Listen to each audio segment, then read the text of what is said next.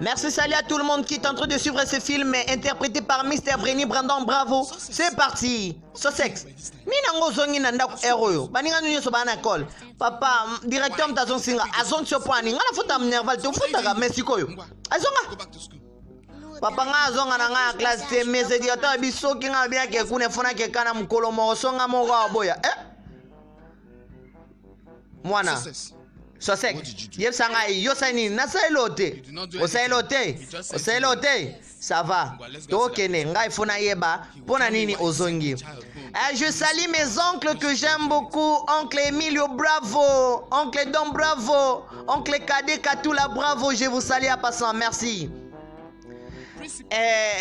Monsieur le directeur, nani na yeba mwana héros azongi kosala nini baninga na yeba otanga mais ya kezonga pwanini mwana na yo azo seme ba trouble na kati ya exal mwana mukebo monsieur directeur na age akosa nini bango nyoso bako papa Sosek obi mwana yo semaine passée abebisa ki crayon mwana moko te na osomba lobi lisusu aliebi loko ya collègue na yo olie biloko ya collègue na yo me papa kasi yo pese nga mbongo tena lia na école te siko na linga sani oyoki omoni monsieur directeur siko lelo avi alobi madame na ya kokana na makaku you said your teacher looks Sosek yo oyebisi bongo na madame na yo kokana makaku nga na lobi bongo te nga lobi ta kokana makaku ça va yo lobi nini nga fane nga moko na mon madame ya tuninga siko yo animal préféré na ezana nga na ebeza makaku so na ebeza makaku ye bisinga yo ebi makaku azandeni makaku nga na bima azana matoi azana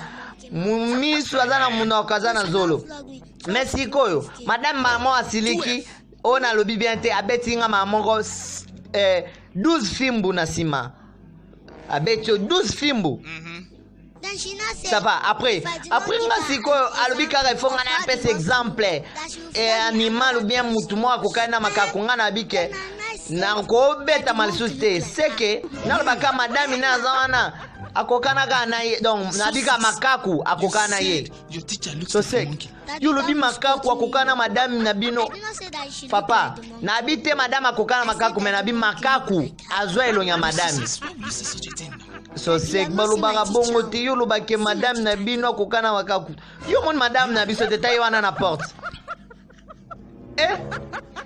Alexis madame na porte papa tali amoni ke mwana pas en raison so sek wana ndi pe madame na bino atang sabino oui